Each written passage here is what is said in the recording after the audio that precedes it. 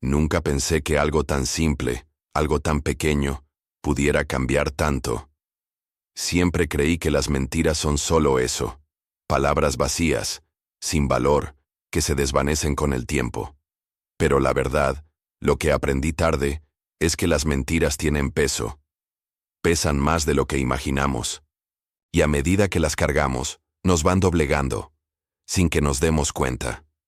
Mi mentira comenzó como una mentira blanca, una de esas que se dicen para evitar un mal mayor. Un momento de debilidad, un error tonto, algo que no debería haber sucedido, pero que ocurrió. Al principio fue fácil, no pensar demasiado en ello, seguir adelante, como si nada hubiera cambiado. Nadie sospechó nada, ni siquiera los más cercanos a mí. Y eso, pensaba yo, era lo que importaba. La gente que amaba nunca tendría que saber la verdad. Eso me aseguraba la paz, al menos por un tiempo. Todo comenzó en una noche lluviosa, hace ya varios años. La ciudad se encontraba envuelta en una niebla espesa, como si el mundo mismo estuviera en sus últimos momentos. Estábamos en una fiesta, celebrando no sé qué, entre risas y música que ni siquiera me importaba. Todo estaba bien, o al menos eso creía. Y entonces, en medio de la confusión, sucedió. Lo que comenzó como una conversación inocente, se convirtió en algo más. Algo que ni tú ni yo supimos cómo controlar. Aún puedo ver la forma en que sus ojos me miraron, como si hubiera sido lo único que importaba en ese momento. Nunca había sentido algo así. Nunca había tenido esa chispa de atracción tan intensa. Y por un segundo, un maldito segundo, no me importó. Olvidé todo. A mi pareja, a mis amigos, a todo lo que había construido. Solo quedaba ese momento, esa conexión. La culpa llegó demasiado tarde. Lo que pasó esa noche cambió todo. Pero lo peor no fue el acto en sí, ni siquiera lo que vino después. Lo peor fue lo que se construyó sobre él, la mentira. Porque no pude decir la verdad. No podía arriesgarlo todo por un impulso, por un error. Y entonces, lo oculté. Y cuanto más lo ocultaba, más me hundía en un abismo que crecía sin piedad. Y a medida que pasaba el tiempo, esa mentira empezó a cambiarme, a corroerme por dentro. Pasaron los meses, luego los años, y el tiempo se encargó de ocultar las huellas de esa noche. Pero las huellas no desaparecieron, solo se enterraron más profundo en mi mente. Mientras todo alrededor mío seguía su curso, mientras las personas en mi vida seguían confiando en mí, yo sentía cómo la mentira me desbordaba. Me hablaban, me sonreían, y yo solo pensaba en lo que había hecho. ¿Cómo podía mirarlos a los ojos después de eso? ¿Cómo podía seguir actuando como si todo estuviera bien? Mis amigos nunca sospecharon nada, ni siquiera mi pareja. Estaba tan centrado en mantener la fachada, en seguir actuando como si no hubiera nada fuera de lugar, que no me di cuenta de que ya no era la misma persona. La culpa, que antes solo estaba presente en mis momentos de soledad, comenzó a acompañarme todo el tiempo. No había un instante en que no la sintiera. No había una conversación en la que no me preguntara si me veían como el mismo de antes, o como un extraño. Lo peor de todo es que nadie sabía la verdad. Nadie entendía por qué me costaba tanto estar tranquilo, por qué de repente me ponía a la defensiva por cualquier cosa. Cada gesto, cada palabra, me recordaba lo que había hecho, y mi mente no me dejaba escapar. Pero lo más aterrador era que, a pesar de todo, no podía decir la verdad. No podía arriesgarme a perderlo todo. No podía enfrentar las consecuencias. El problema, sin embargo, no fue el peso de la mentira en sí. El verdadero problema fue cuando comencé a darme cuenta de que, a medida que mentía, ya no estaba tan seguro de si quería seguir viviendo bajo esa fachada. Ya no sabía quién era realmente.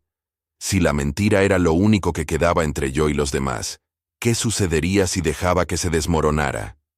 ¿Qué quedaría de mí? La tensión creció lentamente.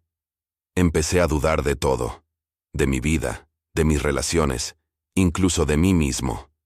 Mi mente ya no estaba tan centrada como antes. Mis pensamientos se volvían más confusos, más oscuros. Cada conversación se convirtió en un campo minado. ¿Cuánto más podía sostener esa mentira antes de que todo explotara?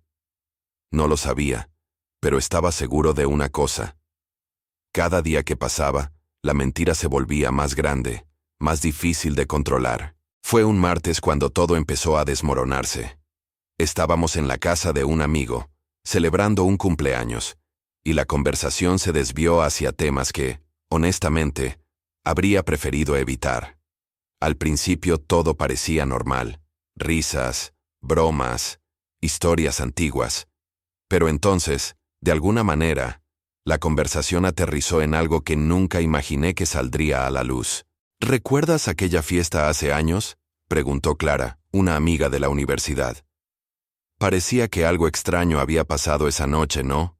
Todos parecían tan diferentes al día siguiente. Mi corazón se detuvo en seco. No podía respirar. Nadie sabía de qué hablaba. Nadie más había mencionado nada. Pero Clara, ella había estado allí esa noche. Ella había visto algo.